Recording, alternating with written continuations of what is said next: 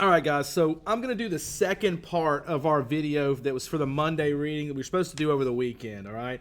And I told you that there was a kind of a big chunk here, and honestly, the last video will be a good bit longer. Part 3, or book 3, is about 20 pages, but there's no action that occurs in it as far as there's no plot development. It's really just about here's the state of the town. It's right smack dab here in the middle of the book, and it's really intended to kind of show us the how low things have gotten with these people. We're hitting a low point here, and we're going to need to see things start to change. And like I said, books like this don't really have the most obvious and observable plot line. So several of you, like I know I spoke with one of you yesterday in class, was talking about how it just seemed like you were reading a bunch of stuff that was happening, but nothing really was connected. And it's not. All right, this is that type of writing, guys. But that doesn't mean there's not value in it. And we don't just have to be entertained to learn, okay? I know it's a common belief is that, teachers are supposed to be entertaining if students are going to learn. Or movies have to be entertaining if there's going to be a message in it, especially with books. But that's just not the case. You just have to try a little harder. And if they made this like a big love story attached to it or all this excitement and things in it, it just would rob it of the power of the message, okay? Well, part 3 is all message, okay? So we're going to read a lot of the sections because that's really what there is. So we start with page 167, and it says that some, like Rambert, have contrived to fancy they were still behaving as free men and had the power of choice, but actually it would have been truer to say that by this time, mid-August, the plague had swallowed up everything and everyone. No longer were there individual destinies, only a collective destiny made of plague and the emotions shared by all. Strongest of these emotions was that sense of exile and of deprivation, with all the cross currents of revolt and fear set up by these.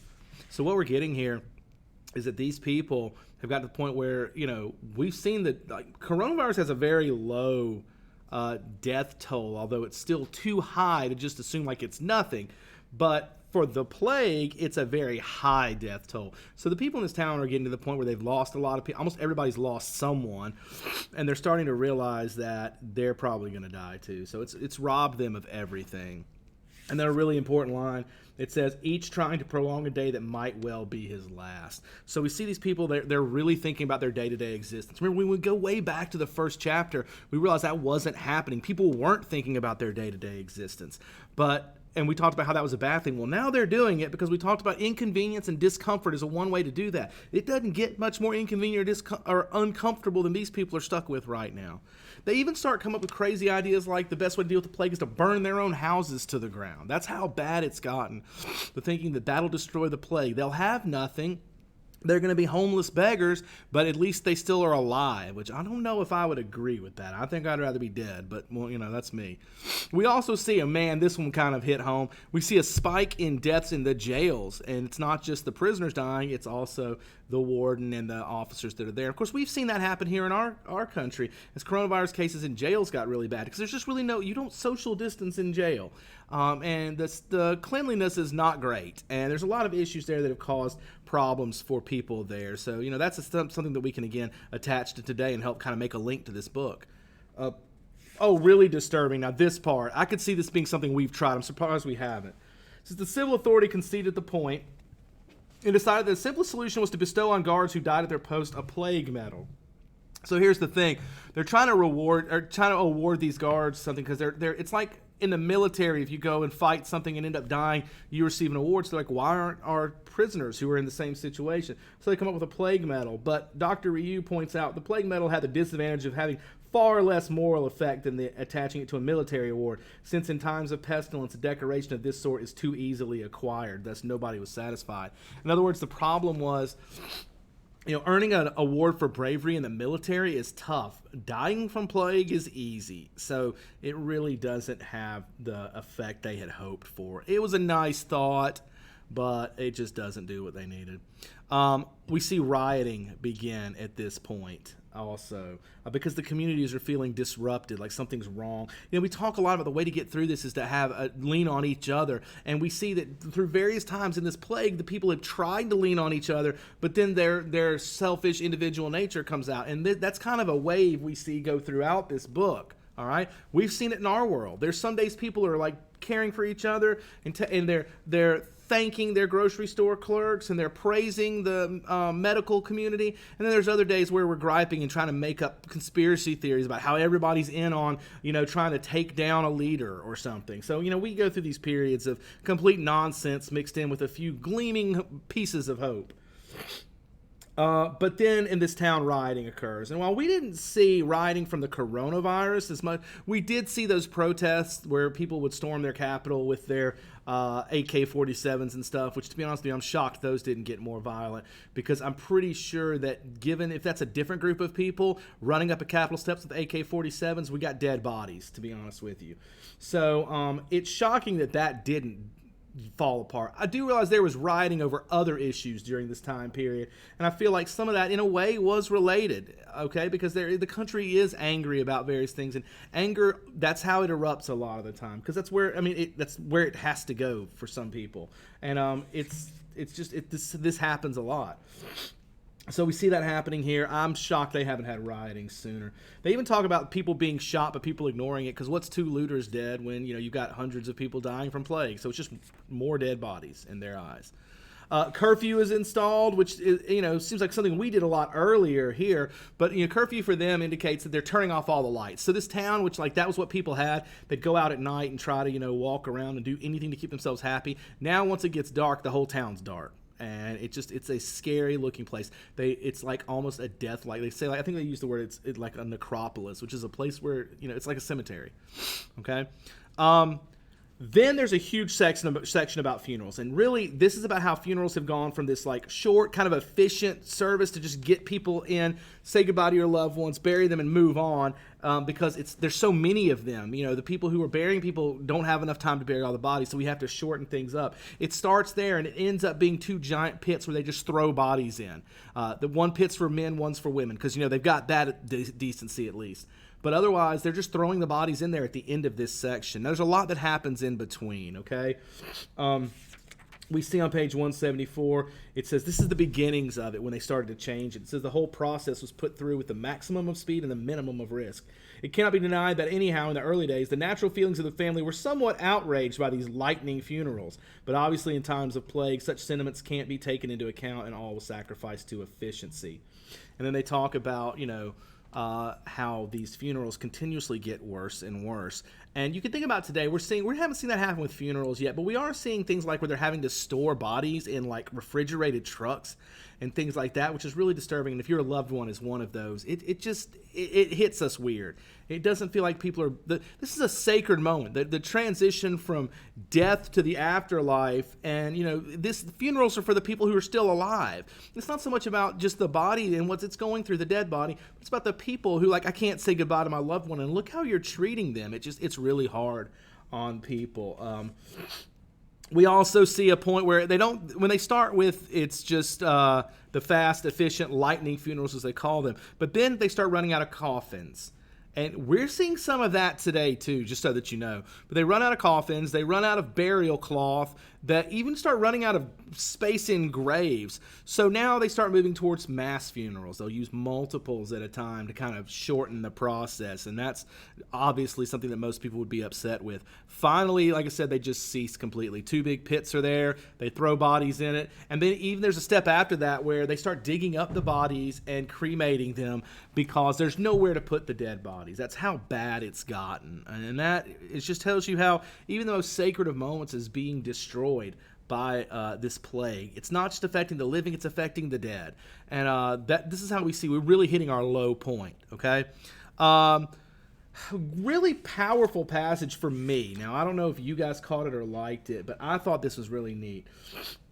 Now they're done with the funeral section, then we get this. It says, there is nothing that is less sensational than pestilence, and by reason of the very duration, great misfortunes are monotonous. And he's pointing out that you would think of this as being a big momentous thing. He says, but it goes on forever, and it just turns into the opposite. It's not momentous, it's monotonous. It's just every day dealing with this. I think a lot of us are there now with the coronavirus. It's just when's it going to stop? Every day, it's I can't do this. I can't. My wife turned 40 back in May. And the plan was always to take her on a trip and go traveling. Well, guess what we don't get to do? And it's like, when can we finally, rain check this thing and go someplace? Well, who knows? It may be, the best guesses I'm getting from people who would know is the end of next year. So, that could be forever. My oldest son just turned 20. He turns 21 this Friday. What are we going to do for his 21st birthday? We are going to stay at the house probably and have a cookout for the family, and that's it, because we can't invite people over. So that stinks for him. My youngest son became a teenager this year. He turned 13. Same situation.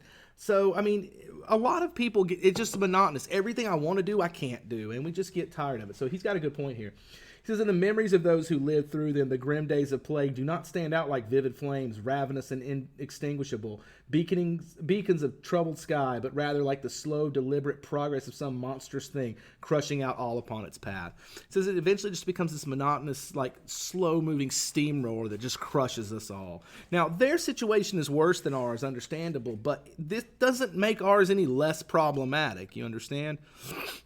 So what he says is people are beginning now to waste away, not just physically, but emotionally. They're just hitting their end point. And I think we're getting there. And I'm sad to say that I see this becoming a bigger problem as we move further in. The fall's going to come. It's going to get to be Christmas. And think about all the family things that may be interrupted by this and how much that's going to affect us. How much it's going to affect people like me, who that's like, I love that time of the year. And to just still be locked up in the house and not being able to be around people and stuff, it's going to really take a toll on a lot of us. All right? Hey, we will make it through it, though. I'm just going to send that message to myself as well as the rest of you. Let's see, page 181, it talks about naturally they retained attitudes of sadness and suffering, but they had ceased to feel their sting. In other words, the people are still sad and stuff, but they've gotten so used to the feelings, it just has lost all meaning. And people are just, they just can't do anything anymore. It says the habit of despair is worse than despair itself. So, at this point, they're too numb to care at that point, all right? We go over to 182, and what we're doing throughout this entire book 3 is we're building, the wording is getting more and more intense, even though there's no action occurring. And guys, that's kind of a cool thing that happens here, is that we see an escalation in how we feel, even though nothing's happening. And that's all done through the power of what words are used, which I think is a brilliant thing. Listen to this. It says, indeed, the here and now had come to mean everything to them, for there is no denying that all the plague had gradually killed off in all of us the faculty not only of love, but even of friendship. Naturally enough, since love asks something of the future, and nothing was left but a series of present moments. So he says, not only have we lost our capacity to truly love, our capacities for friendship are gone, because there's nothing left that matters but the here and now. Guys, they're becoming animals at this point. Animals care about their immediate. They don't really have a way to process the future. They're not concerned about that. They're concerned about right now. It's just like my cat. My cat realizes that the food bowl is about to be empty, or she sees where she can see the bottom. There's still food, and she's not worried about right now. There's still food. It's like, she's not planning ahead. It's just, I know that I'm running out of food right now, so I need more. It's not that every morning he gets up and feeds me. It's, I need food now. And that's kind of the way these people are becoming. There's no real reason to invest in love or friendship, because those are things that are long-term. And, well, who's got long-term at this point to worry about? And that's really where we know we're hitting the bottom. They point out again that this calamity is everyone's business. There's no one being spared. Everyone's getting hit by it. And that's one of the things we can think about in our situation. And this thing is going to hit all of us. Yet again, I want to point out that no matter we can make that connection, we still can't realize, we don't give any kind of mercy or benefit of the doubt to the others around us. We're just worried about ourselves. Again, like Rambert, we think our situation's special when it's not. Everyone's enduring this same situation. Some people may have more resources than others, but they're still not super happy either, I would imagine, in a lot of cases. All right? And then as this thing ends, we really see the low point for this town. And if you know anything about plot, we can assume right now we're hitting our bottom. So as we get into book 4, we've got to see things start coming up again, is the thought. And that's what we're going to be looking at when we come back for this.